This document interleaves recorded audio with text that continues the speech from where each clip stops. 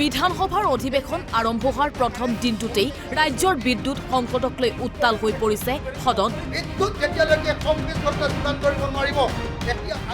প্ৰশ্নোত্তৰ কাল শেষ হোৱাৰ পাছতেই বিৰোধীয়ে উত্থাপন কৰিছে সভা স্থগিত প্ৰস্তাৱ। চৰকাৰৰ অনুৰোধত অধ্যক্ষই এই প্ৰস্তাৱ গ্ৰহণ কৰাত কংগ্ৰেছ নেতা ভৰত নৰহৰ ভাষণেৰে বিতৰ্কৰ আৰম্ভ হয়। চৰকাৰৰ আপোনালোকৰ যিটো এফিচিয়েঞ্চি, আপোনালোকৰ যিটো পাৰফৰ্মেঞ্চ, তাৰ ওপৰত কুৱেশ্যন আহিছে আজি পাৱাৰ ডিপাৰ্টমেণ্টৰ কাৰণে। সেইকাৰণে আজি চৰকাৰত আৰু আসাম গভৰ্ণমেণ্টৰ লগত কেইটা পাৱাৰ প্ৰজেক্ট চলি আছে, এটা আণ্ডাৰ কনষ্ট্ৰাকশ্যন আছে। সেই প্ৰজেক্টবিলাকো তাৰ গতি অতি মন্থৰ। বিধায়ক মনোৰঞ্জন তালুকদাৰে বিদ্যুৎ উৎপাদনত গুৰুত্ব নিদিয়াৰ বাবে চৰকাৰক সমালোচনা কৰে।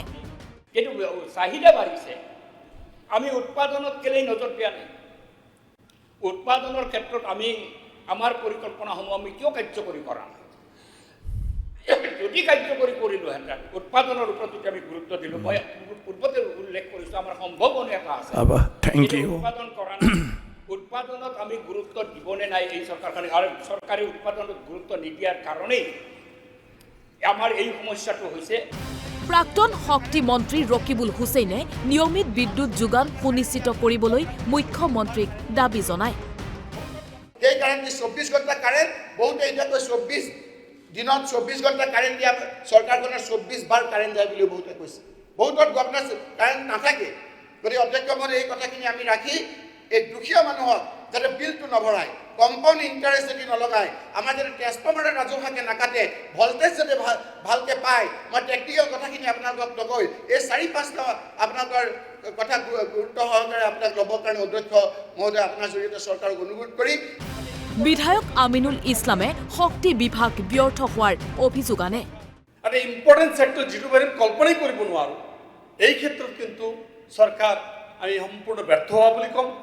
আৰু যিটো চৰকাৰৰ যিটো সদিচ্ছাৰ প্ৰয়োজন, এই বিদ্যুৎ বা আমাৰ পাৱাৰ ছাফিচিয়েণ্ট কৰাৰ যিটো সদিচ্ছাৰ প্ৰয়োজন, সেই সদিচ্ছাৰ কৰবাত অভাৱ থকা যেন পাইছোঁ।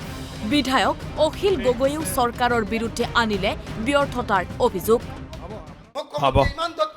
ঠিক আছে, মুখ্যমন্ত্ৰী 1 নম্বৰ ৰাজ্য কৰাৰ কথা কয়, অথচ হ'ব, আপোনাৰ কথাটো আপুনি ৰাখিলে হ'ব। সাংঘাতিক ধৰণে পিছপৰা। ঠিক আছে। এই মুহূৰ্তত বিদ্যুৎ যেতিয়ালৈকে 24 ঘণ্টা যোগান ধৰিব নোৱাৰিব, এতিয়া আগতীয়াকৈ পইচা কাটি লোৱাৰ ব্যৱস্থা বন্ধ কৰিব লাগে আৰু বিদ্যুতৰ মাচুল হ্ৰাস কৰিব লাগে আৰু প্ৰত্যেকজন 24 ঘণ্টাৰ বিজুলী দিয়াৰ নিশ্চয়তা তেওঁলোকে কমলাক্ষ দে পুৰকায়স্থই মুখ্যমন্ত্ৰীক কটাক্ষ কৰি কয় যে বিকাশ মানে কেৱল ফ্লাইঅভাৰ আৰু চাৰ্টাৰ হেলিকপ্টাৰ নহয়। বিদ্যুতের ক্ষেত্রে যে সামান্য টাকা দিয়ে সেই মানুষকে প্রায় 3 কোটি 30 লক্ষ মানুষকে যে একটা যে মুক্তি দেওয়ার বা ওদেরকে একটা সঠিক পথ দেখানো, ওদেরকে যে এই সমস্যা থেকে সমাধানের ক্ষেত্রে যে পদক্ষেপ নেওয়া উচিত ছিল অধ্যক্ষ মহোদয়, ধন্যবাদ। সরকার মোটেই করতে পারছে না। তাই ডেভেলপমেন্ট মিন্স 2540 বিদ্যুৎ নয়, ডেভেলপমেন্ট মিন্স শুধু ফ্লাইওভার নয়, ডেভেলপমেন্ট মিন্স যে আপনি চার্টার্ড ফ্লাইট ধন্যবাদ খরচ করলেন। ডেভেলপমেন্ট হচ্ছে গিয়ে যে মানুষের স্বার্থে, মানুষের উপকারে এবং 3 কোটি 30 লক্ষ মানুষ যখন উপকৃত হয়, সেটাই ডেভেলপমেন্ট।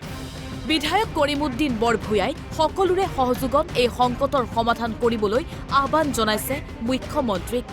খালি অপোজ কৰাৰ কাৰণে অপোজ কৰা নিবিচাৰোঁ।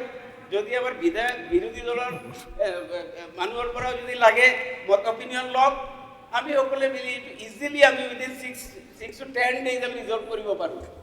তাত কোনো অসুবিধা নাই। এই কাৰণে গভৰ্ণমেণ্টে কি সিদ্ধান্ত ল'ব, মুখ্যমন্ত্ৰী ডাঙৰীয়া সদনক স্পষ্ট কৰিলে আমি ভাল পাম। আপনাৰ যে পাৰফৰমেন্স, তাৰ উপৰ কুৱেশ্যন আহিছে। উৎপাদনত আমি গুৰুত্ব দিবনে নাই এই চৰকাৰখনে? News desk report NB news.